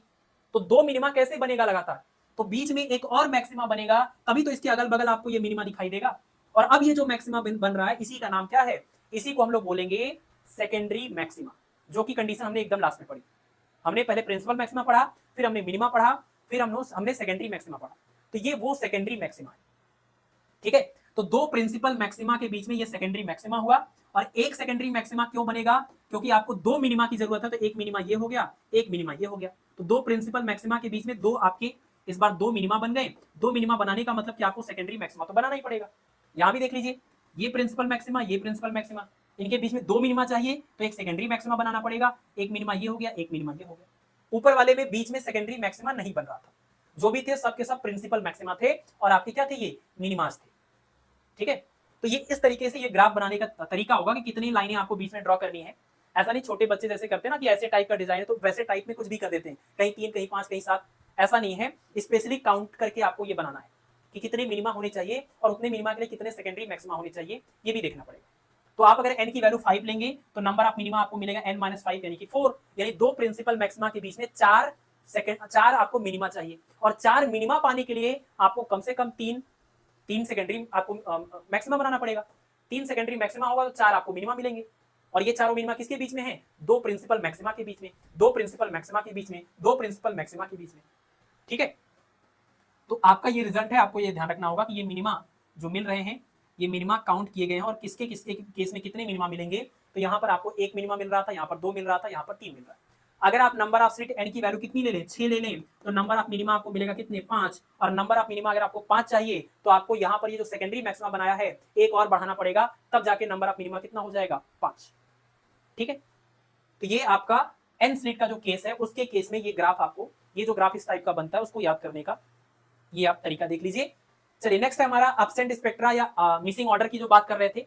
तो मिसिंग ऑर्डर का बिल्कुल जो केस वहां पर होता था बिल्कुल वैसा ही केस यहाँ पर सब कुछ है। तो E/E + D = M/N, यही जो n है वो आपका मिसिंग ऑर्डर है। आप m की वैल्यू स्टार्ट करेंगे 1 2 3 1 2 3 ऐसे करके m की वैल्यू रखेंगे। तो n की वैल्यू जो भी यहाँ पर इक्वल है या जैसा भी रिलेशन होगा तो आपको मिलेगा n = या तो 2m मिलेगा या तो 3m मिलेगा, जो भी ऐसा कुछ मिलेगा। तो आप यहाँ से डिसाइड करेंगे कौन सा, जैसे m की वैल्यू 1 रखें तो 2m के अकॉर्डिंग कौन कौन गायब होगा, 2 4 6 8 ये सारे फ्रिंजेस गायब हो जाएंगे। और अगर 3m आ रहा है तो m की वैल्यू 1 2 3 रखने पर क्या क्या मिलेगा, 3 6 9 12 है ना, 15, ये सारे ऑर्डर आपकी मिसिंग होंगे। तो अगर स्मॉल n = 3m आया तो ये वाले ऑर्डर मिसिंग होंगे मैक्सिमा के, और अगर 2m आ रहा तो ये वाले ऑर्डर मिसिंग होंगे। 4m आएगा तो उसके हिसाब से वो चेंज हो जाएगा, 4 8 12 ऐसे करके, ठीक है। तो इसलिए ये मिसिंग ऑर्डर का जो केस है ये हमने सेकंड स्लिट में भी देखा था, डबल स्लिट में भी देखा था, और ग्रेटिंग में भी आप देख रहे हैं। तो इसको अब आप अच्छे से याद कर लीजिए। सेम ही रिलेशन है E/E + D = M/N, जहां पर n आपको रिप्रेजेंट करेगा मिसिंग ऑर्डर और ये m की वैल्यू आप 1 2 3 ऐसा रखेंगे, ठीक है। इसको रख लीजिए ऐसे ही, बिल्कुल सेम केस जो आपने डबल सेट में देखा था वो। बीटा = +- n पाई, आपने बीटा की ये वैल्यू रखी थी π/λ E + D sin theta. Simplify करने पर यही आपको मिला हुआ है कि E + D sin theta = +- n λ। ये आपको मिला हुआ ग्रेटिंग के केस में प्रिंसिपल मैक्सिमा का एक्सप्रेशन। तो प्रिंसिपल मैक्सिमा का ये जो पूरा रिजल्ट मिला है आपको, इस रिजल्ट में आप देखिए ये जो स्मॉल n है, ये जो स्मॉल n है ये रिप्रेजेंट कर रहा है नंबर ऑफ प्रिंसिपल मैक्सिमा को, नंबर ऑफ प्रिंसिपल मैक्सिमा या ऑर्डर ऑफ प्रिंसिपल मैक्सिमा। कितने प्रिंसिपल मैक्सिमा मिलेंगे, 1 2 3 4, वो n की वैल्यू पर डिपेंड करेगा। तो ये सवाल पूछा जाता है एग्जाम में प्रॉपर कि number of spectra with grating, है ना, इसमें आपसे पूछा जाता है मैक्सिमम नंबर ऑफ जो आपको ये मैक्सिमा मिलते हैं, प्रिंसिपल मैक्सिमा मिलते हैं, उसका ऑर्डर पूछा जाता है कितने पॉसिबल है। तो n की वैल्यू कितनी पॉसिबल है अगर वो निकालना है, थीटा की वैल्यू पर डिपेंड करेगा। तो थीटा की वैल्यू अगर सवाल में कुछ दिया है तो आप इसके हिसाब से यहाँ पर रखेंगे, सॉल्व करेंगे और n की वैल्यू आप यहाँ से निकालेंगे। लेकिन जनरली सवालों में बोलता है मैक्सिमम ऑर्डर आपसे पूछता है, मैक्सिमम अवेलेबल ऑर्डर।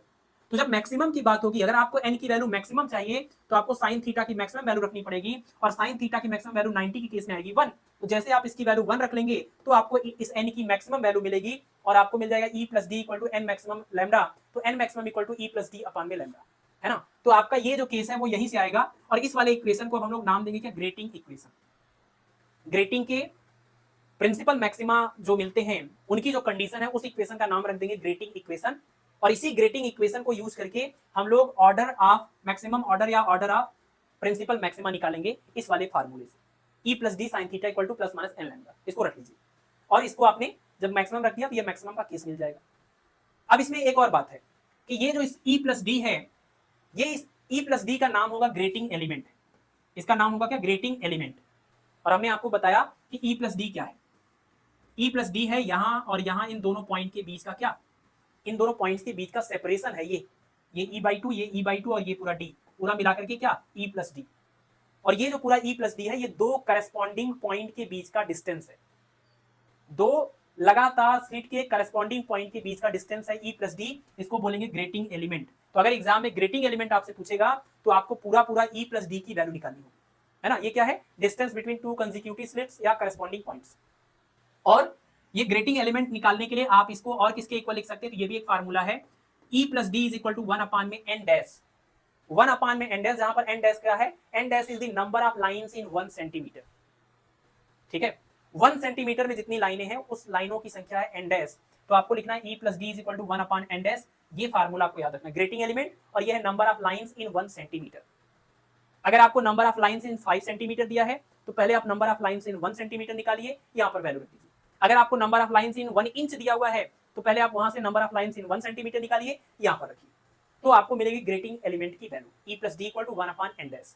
हमने n इसलिए नहीं लिखा क्योंकि n लिखते तो आप नंबर ऑफ स्लिट से कंफ्यूज हो जाते, कैपिटल N से, स्मॉल n लिखते तो आप यहाँ इस फार्मूले में जो ऑर्डर ऑफ मैक्सिमा आता है उससे आप कंफ्यूज हो जाते, इसलिए हमने इसका सिंबल चेंज किया है। n डैश का मतलब है number of lines in 1 centimetre. ठीक है, तो E plus D equal to 1/n dash, ये एक्सप्रेशन याद कर लीजिए, बहुत फेमस है आपके न्यूमेरिकल के।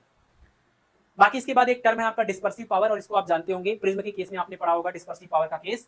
डिस्पर्सिव पावर यही है कि अलग अलग लाइट, अलग अलग वेवलेंथ की जो लाइट है उसको ये कितने एंगल से डेविएट करता है ओरिजिनल पाथ से, ओरिजिनल पाथ से ये कितने एंगल से डेविएट करता है अलग अलग कलर की लाइट को, इस चीज को हम लोग मेजर करते हैं डिस्पर्सिव पावर से। जितना ज्यादा डिस्पर्सिव पावर होगा उतना ज्यादा ये लाइट रेज को डिस्पर्स करेगा, उतना ज्यादा उनको बेंड करेगा, है ना, मतलब अलग करेगा उतना। तो पर यूनिट वेवलेंथ में, पर यूनिट वेवलेंथ पर कितना इसमें, मतलब इसका अगर हम वेवलेंथ पर यूनिट चेंज करें तो उसके हिसाब से इसके डेविएशन में कितने का डिफरेंस, कितने एंगल का चेंज आएगा, उसको हम लोग बोलते हैं डिस्पर्सिव पावर, है ना। प्रिज्म का आप डिस्पर्सिव पावर पढ़ते होंगे, वैसे ही आपका ग्रेटिंग का भी, इसको हम लोग ओमेगा से रिप्रेजेंट करते हैं। वहां पर भी आपको फार्मूला पढ़ा था आपने, omega is equal to theta upon में डेल वाई, फिर थीटा इक्वल टू आपने लिखा था डेल वी माइनस में डेल आर, और अपान में फिर लिखा था आपने डेल वाई। इसको सॉल्व किया था तो आपको मिला था n v minus n r, n v minus n r upon में एन वाई माइनस में 1, जहां एन का मतलब रिफ्रैक्टिव इंडेक्स था। तो n v minus n r upon n y minus 1, या फिर del we minus del r upon में डेल वाई, या फिर थीटा एंगुलर इसको बोलते हैं क्या, एंगुलर डिस्पर्सन बोलते हैं इसको, थीटा अपान में del Y is equal to omega. तो ये हुआ डिस्पर्सिव पावर। तो dispersive power omega for grating is equal to D theta upon में डी लैम्डा। अब ये D theta upon D lambda का ये एक्सप्रेशन कहां से आया है, तो ग्रेटिंग के इसी इक्वेशन को आप लैम्डा के रिस्पेक्ट में डिफरेंशिएट करेंगे तो ये रिजल्ट आपको मिल जाएगा। अगर आप इसको लैम्डा के रिस्पेक्ट में डिफरेंशिएट करेंगे तो देखिए इधर कितना मिलेगा, n इंटू लैम्डा का 1 हो जाएगा, और इधर क्या मिलेगा E प्लस डी, और साइन थीटा को पहले तो थीटा के रिस्पेक्ट में करेंगे cos थीटा, उसके बाद लैम्डा के रिस्पेक्ट में करेंगे d theta upon D lambda. तो d theta upon D lambda की वैल्यू निकालने के लिए ये पूरा टर्म उस साइड जाके डिवाइड करेगा, n अपान बनेगा E plus D cos theta, है ना, n अपान E plus D cos theta. E plus D मतलब क्या, ग्रेटिंग एलिमेंट। ठीक है, तो डिस्पर्सिव पावर भी फार्मूला ही पूछ लेते हैं कई बार, तो ये फार्मूला भी आपको याद रखना होगा। ठीक है, मिलते हैं आपसे परसों। ओके, तब तक आप पढ़ाई करते रहें और अपना ख्याल रखें। Okay, thank you, good night.